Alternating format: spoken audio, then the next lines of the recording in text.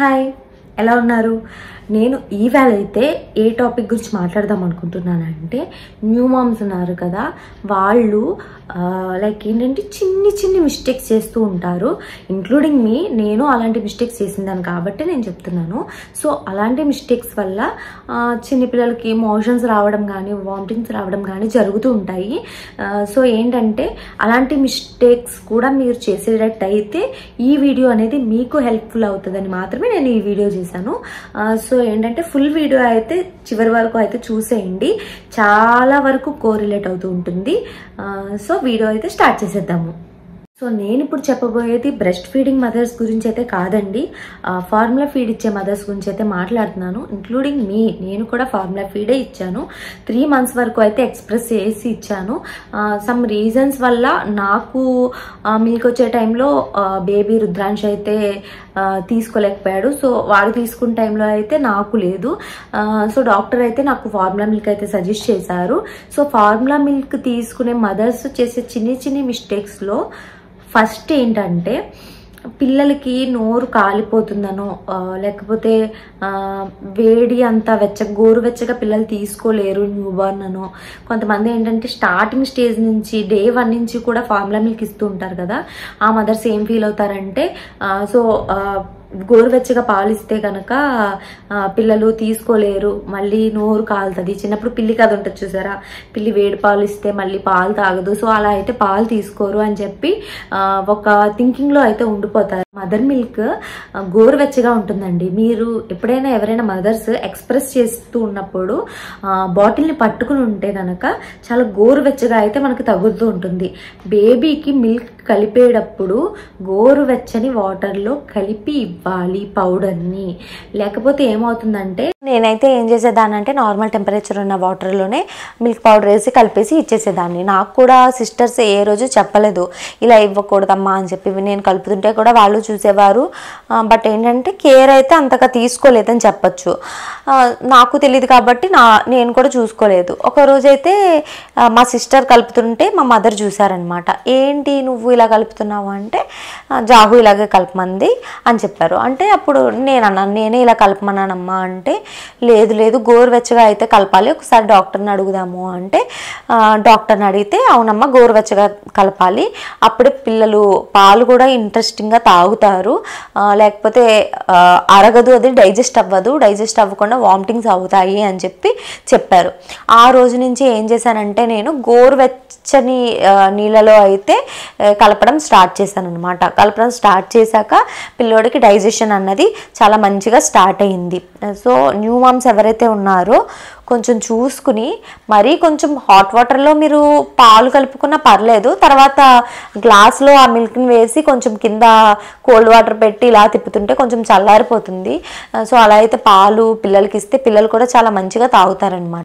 మళ్ళాంటి new moms ఏం చేస్తూ ఉంటారంటే, గూగుల్ చేసి అందులో ఫస్ట్ వీక్ బేబీ ఇంత మిల్క్ తాగాలి డైలీ, సెకండ్ వీక్ బేబీ ఇంత తాగాలి, థర్డ్ వీక్ ఇంత తాగాలి అని చెప్పి ఇలాగ కొలతలు చూస్తూ ఉంటారు. సో దాన్ని బట్టి అయితే తాగకపోతే మళ్ళీ ఫుల్ టెన్షన్ పడిపోయి నిద్ర లేకుండా అది లేకుండా ఇది లేకుండా నా బేబీ తాగట్లేదు అని చెప్పి కంగారు పడిపోతారు. నా అలాగేనమాట. సో అలాంటి వాళ్ళకైతే ఇప్పుడు నేను చెప్తున్నాను, ఏం కంగారు పడిన అవసరం లేదు. మీ బేబీ ఎప్పుడు తాగుతుందో చూసుకుని తాగనివ్వండి. పాలు ఎప్పుడు తాగుతుందో చూసుకుని తాగనివ్వండి. కొంతమంది 2 hours తాగుతారు బేబీస్, కొంతమంది 3 hours తాగుతారు, కొంతమంది 4 hours ఒకసారి తాగొచ్చు. ఏం చేస్తుంటారు, కొంతమంది 20 ml 30 ml ఇలా స్టార్ట్ చేస్తారు. 30 ml 1 hourకి తీసుకునే వాళ్ళు ఉంటారు, ఒకేసారి 90 ml తాగి 3 hours ఆగే వాళ్ళు ఉంటారు. సో దాన్ని బట్టి మీరు అర్థం చేసుకుని, మీ బేబీ స్టమక్ అయితే మీరు అర్థం చేసుకుని దాన్ని బట్టి అయితే మీరు ఫీడ్ చేస్తూ ఉండాలన్నమాట. ఇది బ్రెస్ట్ ఫీడింగ్ వాళ్ళు ఎవరైనా సరే, ఫార్ములా ఫీడ్ వాళ్ళు ఎవరైనా సరే. ఫార్ములా ఫీడ్ వాళ్ళు అయితే కలుపుకుంటూ ఉండాలి, బ్రెస్ట్ ఫీడ్ వాళ్ళు అయితే డైరెక్ట్గా ఇచ్చేయచ్చు కాబట్టి సో దానికి కొలతలకి సంబంధం ఉండదు. బట్ బ్రెస్ట్ ఫీడ్ వాళ్ళని డాక్టర్స్ ఏం చేయమంటారంటే, ఎన్నిసార్లు పీ చేస్తున్నారు అని చెప్పి అబ్జర్వ్ చేయమంటారనమాట. అంటే ఎన్ని డైపర్స్ వరకు ఫిల్ అవుతుంది అని అబ్జర్వ్ చేయమంటారు. ఎందుకంటే ఎంత ఫీడింగ్ తీసుకుంటున్నారు బేబీస్ అని చెప్పి చెప్పలేరు కదా, అంటే ఎంత తాగుతున్నారు అనేది బ్రెస్ట్ ఫీడింగ్ మదర్స్కి తెలీదు క్వాంటిటీ. ఫార్ములా ఫీడ్ వాళ్ళకైతే కలుపుతున్నప్పుడు తెలుస్తుంది కాబట్టి ఎంత ఫీడ్ తీసుకుంటున్నారు అనేది అయితే తెలుస్తుంది అనమాట. సో ఇదొకటి గుర్తుంచుకోండి. అండ్ మోస్ట్ ఇంపార్టెంట్ థింగ్ ఏంటంటే సెకండ్ది, ఫార్ములా ఫీడ్ మదర్స్ ఫార్ములా కలిపిన తర్వాత మ్యాక్సిమం ఉంచాల్సిన టైము గూగుల్లో అయితే ఏమని చూపిస్తారంటే మీరు బయట అయితే 1 to 2 hours ఉంచేయచ్చు, అవి ల్యాబ్స్ అవ్వవు. ఫ్రిడ్జ్లో పెడితే 6 to 16 hours సంథింగ్ ఏదో స్పాన్ ఎక్కువ చూపిస్తారు, ఫ్రిడ్జ్లో పెడితే ఇంకా ఎక్కువసేపు ఉంచవచ్చు అని చెప్పి గూగుల్లో అయితే చూపిస్తారు. ఇది కంప్లీట్లీ రాంగ్ అండి. ఫార్ములా మిల్క్ ఒక్కసారి కలిపాక వితిన్ ½ an hourలో అయితే మీ బేబీకి పట్టించండి, లేకపోతే బయట పాడేయండి, పర్లేదు, డబ్బులు పోతే పోయే. Baby health important. మాకు డాక్టర్స్ ఏం చెప్పేవారంటే ఈ ఫార్ములా మిల్క్ అయితే 1 hour దాకా ఉంటుంది, 1 to 2 hours దాకా ఉంటుంది. అండ్ ఫ్రిడ్జ్లో పెడితే కనుక ఫార్ములా మిల్క్ కలిపినవి 6 hours దాకా ఉంటుంది అని చెప్పారు. అదైతే కంప్లీట్గా తప్పు నా దృష్టిలో. ఎందుకంటే బయట కూడా బయట టెంపరేచర్ బట్టి ఉంటుంది. ఇప్పుడు బయట హాస్పిటల్లో బయట టెంపరేచర్ అంటే హాస్పిటల్లో ఏసీ ఉంటుంది కాబట్టి 25, 24 అలా మెయింటైన్ అవుతుంది కాబట్టి ఆ టెంపరేచర్లో 1 hour దాకా ఉండొచ్చేమో, కానీ బయట మన ఇంట్లో అయితే నార్మల్గా ఉండదు. ½ an hour కన్నా ఎక్కువసేపు కనుక అయితే ఆ ఫార్ములా మిల్క్ని బయట పాడేయండి. బెటర్ ఏం చేస్తారంటే కలుపుకునేటప్పుడే మీ బేబీ స్టమక్ ఎంతో తెలుస్తుంది కదా, మీ బేబీ స్టమక్ 60 ml అనుకో 90 ml కలుపుకోండి, 90 ml అనుకో 120 ml కలుపుకోండి. ఎప్పుడు బేబీ తాగేదానికన్నా ఒక 30 ml దాకా కూడా ఎక్కువ కలుపుకున్నారనుకో, తర్వాత మీ బేబీ తీసుకున్నట్టు అంతకన్నా ఎక్కువ తీసుకున్నారా well and good, happy. So అక్కడ దాకా తీసుకున్నా సరే మళ్ళీ ఆగమేఘాల మీద పరిగెత్తి మళ్ళీ కలుపుకుని వచ్చే పరిస్థితి ఉండదు అనమాట. సో 1 స్పూనే కదా ఎక్స్ట్రా కలిపితే ఏం ప్రాబ్లం ఉండదు. సో 45 minutesే కదా అయ్యింది పట్టేద్దాము, ఇలా అయితే అస్సలు పట్టకండి, పిల్లలకి ఇన్ఫెక్షన్స్ వచ్చే ఛాన్సెస్ ఉన్నాయన్నమాట. సో ఇది మాత్రం మెయింటైన్ చేయండి. అండ్ థర్డ్ థింగ్ ఏంటంటే, ఇది బ్రెస్ట్ ఫీడ్ ఇచ్చే వాళ్ళకి ఫార్ములా ఫీడ్ ఇచ్చే వాళ్ళకి చెప్తున్నాను. బ్రెస్ట్ ఫీడ్లో ఎక్స్ప్రెస్ చేసి ఇస్తారు కదా వాళ్ళకి, బాటిల్స్ వచ్చేటప్పటికి ఎవ్రీ 3 weeksకి చేంజ్ చేస్తూ ఉండండి. కంప్లీట్ బాటిల్ సెట్ని మొత్తం చేంజ్ చేయండి. నేనైతే రుద్రాంష్కి యాక్చువల్లీ ఎవ్రీ 3 weeksకి నేను 4 bottles 3 to 4 bottles అయితే పెట్టుకుంటాను. అవైతే చేంజ్ చేసి పక్కన పాడేస్తాను అనమాట. ఎందుకంటే బాటిల్స్ స్టెరిలైజ్ చేస్తూ ఉంటాం కదా, సో స్టెరిలైజ్ చేయడం కూడా ప్లాస్టిక్, ఎంతైనా ప్లాస్టికే కదండి. సో స్టెరిలైజ్ చేసినా కూడా ప్లాస్టిక్ కూడా అన్నిసార్లు స్టెరిలైజ్ చేస్తే మంచిది కాదు కాబట్టి డాక్టర్స్ అట్లీస్ట్ 3 weeksకి అయితే మొత్తం వాడుతున్న సెట్ మొత్తం పక్కన పాడేసి కొత్త సెట్ని అయితే రీప్లేస్ చేయమంటారు. అట్లీస్ట్ అలాగా వాడని సిచ్యువేషన్లో, అలా పాడేలేని సిచ్యువేషన్లో ఉంటే కనీసం బాటిల్ నిప్పులు ఉంటుంది కదా పాలతిత్తి, ఆ పాలతిత్తి అయినా సరే చేంజ్ చేయమని చెప్తున్నారనమాట. సో ఎందుకంటే అదే కదా పిల్లల నోట్లోకి వెళ్తుంది, సో కనీసం అదైనా చేంజ్ చేయండి అని చెప్తున్నారు. నేనైతే సేఫ్గా అయితే మొత్తం అయితే చేంజ్ చేసి పాడేస్తానమాట ఎవ్రీ 3 weeksకి. అండ్ నేనైతే రుద్రాంష్ బాటిల్ కలెక్షన్ మొత్తం నేను దాసి ఉంచాను కొన్ని వరకు, కొన్ని మోడల్స్. నేను ఏం చేస్తానంటే పిల్లోడికి ఎప్పుడు ఒకే బాటిల్ అలవాటు కాకుండా, నేనైతే ఈ టైం ఫిలిప్స్ కొన్నాను అనుకోండి, నెక్స్ట్ టైం లవ్లాప్ కొంటాను, నెక్స్ట్ టైం పీజియన్ కొంటాను. అలా ఏంటంటే వాడికి బ్రాండ్స్ అనేవి చేంజ్ చేస్తూ ఉంటాను, నిపిల్స్ అనేవి చేంజ్ అవుతూ ఉంటాయి. అండ్ ఏంటంటే స్పూన్స్ కూడా అండి, ఎప్పుడు నేను ఒకే స్పూన్ అయితే యూజ్ చేయను, 2-3 spoons అయితే పెట్టుకుంటాను. నేను ఆ కలెక్షన్ కూడా చూపిస్తాను అనమాట. ఎందుకంటే ఎప్పుడు బేబీకి ఒక్కటే అలవాటు చేయకూడదు. ఏమో ఒక్కొక్క సిచ్యువేషన్లో అది ఎక్కడ పెట్టి మర్చిపోతామో తెలియదు, లేకపోతే అక్కడ బయటకు వెళ్ళినప్పుడు వేరే షాప్స్లో మనకి వేరే బాటిల్ అయితే దొరకచ్చు. సో అలాంటి సిచ్యువేషన్ ఏంటంటే బేబీ మనం ఏ బాటిల్ ఇచ్చినా సరే వాళ్ళు ఫీడ్ తీసుకునే విధంగా అయితే మనం వాళ్ళని రెడీ చేసి ఉంచాలన్నమాట. సో ఇది థర్డ్ థింగ్. ఫార్ములా ఫీడ్ ఇచ్చే వాళ్ళైతే డాక్టర్ సజెషన్ అయితే పర్ఫెక్ట్గా ఫాలో అవ్వండి. డాక్టర్ ఎప్పుడు ది బెస్ట్ ఇస్తారు. నాకైతే అన్నిట్లో ది బెస్ట్ నేను చూస్ చేసుకున్నాను, డాక్టర్ కూడా అదే ఇచ్చారు. ఆప్టమిల్ గోల్డ్ అయితే ఇచ్చారు. అదైతే కాస్ట్ వచ్చేసి 965 అరౌండ్ 965,000 అనుకోండి చేంజ్. సో అలా అయితే కాస్ట్ ఉంటుంది. తక్కువ కాస్ట్ ఉంది కదా అని చెప్పి మనకు నచ్చింది మనం చూస్ చేసుకోవడం మంచిది కాదు. ఎందుకంటే 6 months వరకు బేబీ అనేది మనం ఇచ్చిన ఫీడే తీసుకుంటుంది, అది కూడా ఫార్ములా ఫీడే తీసుకుంటుంది అని చెప్పి ఆలోచించి డాక్టర్ సజెషన్ ఇచ్చింది అయితే తీసుకోవడం అయితే చాలా మంచిదన్నమాట. అండ్ నెక్స్ట్ థింగ్ ఏంటంటే ఒక మెడికల్ స్టోర్ వాళ్ళు, నేమైతే చెప్పను, నేను సెర్లాక్ తీసుకున్నాను అనమాట. స్టార్టింగ్ సెర్లాక్ అలవాటు చేసేది మనము ఇక్కడే అలవాటు చేస్తాము, బయట దొరికేదే అలవాటు చేస్తాము అన్నమాట. నెస్టమ్ కానీ సెర్లాక్ కానీ. నెస్టమ్ తీసుకున్నప్పుడు బయట దొరికే దాంట్లో దాని మీద ఏంటంటే ఎక్స్పైరీ డేట్ అయితే నార్మల్గానే ఉంది, కానీ పురుగులు అయితే వచ్చాయన్నమాట. సో అప్పటి నుంచి అయితే నేను పెట్టడం మానేశాను. మంచి బ్రాండ్ అయితేనే తీసుకోండి. అండ్ ఏంటంటే మంచి షాప్స్ అయితే చూస్ చేసుకోండి. ఏం తేడా ఉన్నా ఓపెన్ చేసి చూసినప్పుడు అందులో మొత్తం పర్ఫెక్ట్గా ఉందా లేదా అని చెప్పి చూస్ చేసుకోండి. అండ్ సెర్లాక్ మాత్రం మ్యాక్సిమం పెట్టడం తగ్గించండి, ఎందుకంటే షుగర్ కంటెంట్ ఉంటుందని చెప్పి వద్దంటున్నారు. కాబట్టి స్లిరప్ అని కొత్త బ్రాండ్ అయితే చెప్పి నేను చూశాను, అదైతే చాలా బాగుంది. రుద్రాంశకు కూడా మొన్న తిరుపతి వెళ్ళినప్పుడు ఒకటి స్లిరప్ ఒకటి సెర్లాక్ తీసుకున్నాను. మీకు సెర్లాక్ చూపించాను కానీ స్లిరప్ చూపించలేదు. సో అదైతే బాగానే ఉంది. కానీ మ్యాక్సిమం హోమ్ మేడ్ ఫుడ్డే అలవాటు చేయండి. ఎందుకంటే మనం అరౌండ్ అబ్బాయికి అయితే 5th month నుంచి స్టార్ట్ చేస్తాము సాలిడ్స్ పెట్టడము, అమ్మాయికి అయితే 6th month నుంచి అయితే స్టార్ట్ చేస్తాము. సో దాన్ని బట్టి మెల్లమెల్లగా ఫస్ట్ వాళ్ళు స్వాలో చేయడానికి ఈజీగా ఉండడానికి డాక్టర్ అయితే నెస్టమే సజెస్ట్ చేస్తారు. సో ఫస్ట్ అయితే నెస్టమ్ మెల్లమెల్లగా అలవాటు చేసి తర్వాత ఒక 1 monthకి అయితే ఫుల్గా మాన్పించేయండి. ఎప్పుడైనా బయటకు వెళ్ళినప్పుడు ఇంకా ఈ ఫుడ్ పెట్టాల్సిన స్టేజ్లో ఉన్నప్పుడే మీరు పెట్టండి. అండ్ నేను చాలా వీడియోస్లో చూశాను, లైక్ ఏంటంటే తర్వాత డిస్కస్ చేద్దాం అనుకుంటున్నాను కానీ టాపిక్ వచ్చింది కాబట్టి చెప్తున్నాను.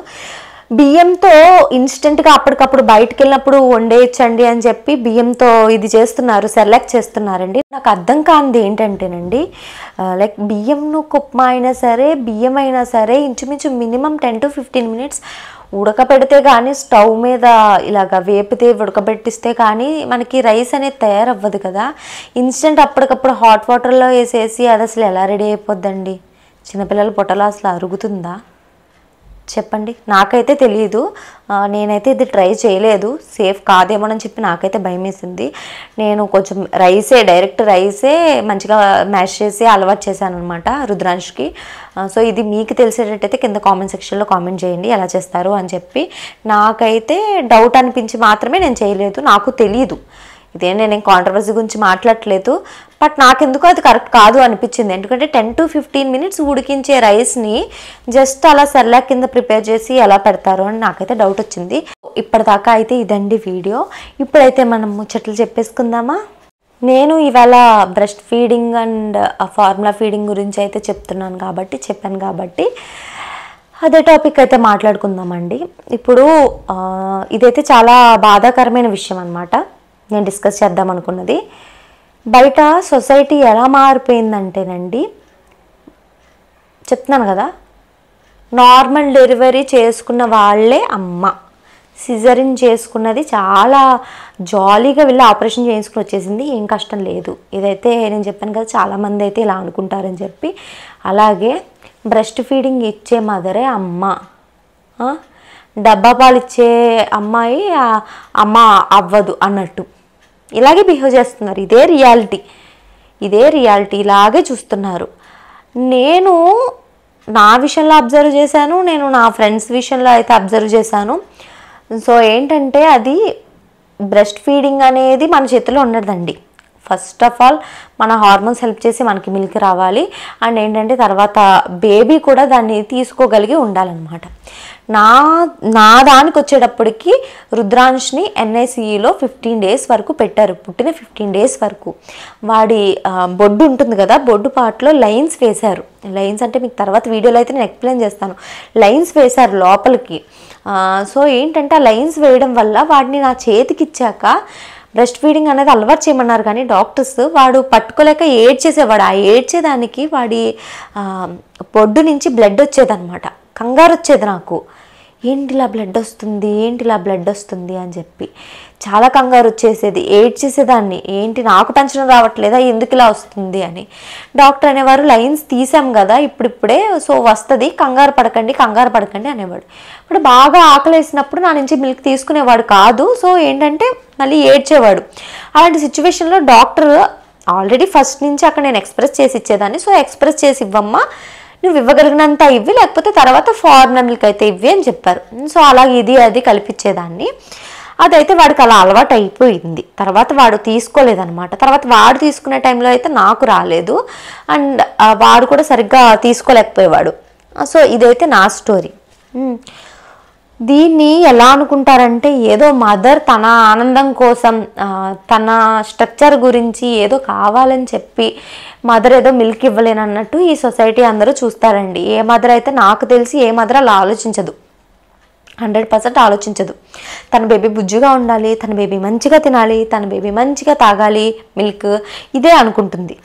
సో ఏంటంటే ఒకరికి పేరు పెట్టే ముందు మీ మొహాలు మీరు చూసుకోండి. నాకు నవ్వొస్తుంది అనమాట. ఏంటి పట్టుకోవట్లేదా ఇదే క్వశ్చన్. ఇది చాలా తప్పు. ఎందుకంటే చాలా తప్పు ఇది. చాలా మెంటల్లీ చాలా స్ట్రెస్ ఫీల్ అవుతారనమాట. సో ఇంట్లో వాళ్ళకైతే ఇది ఎక్స్ప్లెయిన్ చేసుకోగలుగుతాం అనమాట. ఇంట్లో దగ్గర వాళ్ళు ఉంటారు కదా, మా పేరెంట్స్ దగ్గర వాళ్ళకైతే ఇదంతా ఎక్స్ప్లెయిన్ చేసుకుంటాం. స్టోరీ ఇదండి, అందుకే మిల్క్ తాగట్లేదండి అని చెప్పి. మొత్తం అందరికీ అయితే ఇదైతే ఎక్స్ప్లెయిన్ చేయలేము కదా, ఎక్స్ప్లెయిన్ చేసుకునే విషయం కూడా కాదు ఇది. సో ఏంటంటే మీరు అర్థం చేసుకోండి మంచిగా. బేబీని పుట్టినప్పుడు వెళ్ళి మంచిగా బేబీ పుట్టిందో లేదో చూసి అంతా బాగుందా అమ్మ అని చెప్పి అడగండి. అక్కడ దాకా పర్లేదు.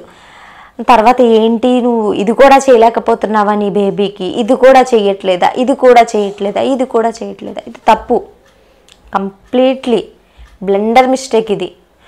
సో ఏంటంటే ఎవరి లిమిట్స్లో వాళ్ళు ఉండి ఆ మదర్ని ఎక్కడి దాకా ఉండాలో అక్కడి దాకా చూసేసి అయితే వచ్చేయండి, ఓకేనా. ఇది సజెషన్ అనుకుంటారో ఏమనుకుంటారో మీ ఇష్టం, ఇది నా ఒపీనియన్ అంతే. సో ఏంటంటే బ్రెస్ట్ ఫీడింగ్ ఇచ్చిన మదరే, ఫార్ములా ఫీడ్ ఇచ్చిన మదరే. బ్రెస్ట్ ఫీడ్ ఇచ్చిన మదర్ ఎంత కష్టపడుతుందో అర్ధరాత్రి లెగిసి, ఫార్ములా ఫీడ్ ఇచ్చే మదర్ అంతకన్నా ఎక్కువే కష్టపడుతుంది. లెగిసి అప్పటికప్పుడు వాటర్ హీట్ చేసుకుని, సరిగ్గా టెంపరేచర్ సరిగ్గా ఉందో లేదో చూసుకుని, తర్వాత వెళ్ళి పౌడర్ కలుపుకుని, తర్వాత వచ్చి ఫీడ్ ఇచ్చుకుని బేబీని పడుకోబెట్టుకుంటుంది. సో ఏంటంటే ఏ మదర్ అయినా మదరే. ఓకే, పిల్లల్ని పెంచినప్పుడు చిన్నప్పుడు పెంచినప్పుడు అదే ఆలోచించుకుని బిహేవ్ చేసుకోండి అనమాట. సో ఏంటంటే ఇలా ఉంటుందండి. సో ఎవరి డైలాగ్ ఉంటుంది కదా, ఎవరి మనోభావాలను అయితే దెబ్బతీయకండి. ప్రతి అమ్మే, ఓకేనా, కష్టపడే పెంచుతుంది, ఓకేనా. తర్వాత ఫ్యూచర్ గురించి మాట్లాడుకుందాము. ఇప్పుడైతే ఇక్కడ దాకా న్యూ బార్న్ లెవెల్ గురించి అయితే మాట్లాడుతున్నాను. సో ఇదండి నేను ఇవాళ చెప్పాలనుకున్నది. అయితే ఎవరిని డిస్కరేజ్ చేయొద్దు, ఎవరి లైఫ్ వాళ్ళు బతకండి, అందరూ హ్యాపీగా ఉండండి, ఓకేనా. ఈ వీడియో కనుక మీకు నచ్చినట్టయితే please do share and subscribe, and పక్కనే ఉన్న బెల్ ఐకాన్ అయితే క్లిక్ చేసేయండి. అండ్ నా నెక్స్ట్ వీడియోస్ అయితే మీ ఫోన్కి నోటిఫికేషన్ వచ్చేస్తుంది, ఓకేనా. బాయ్.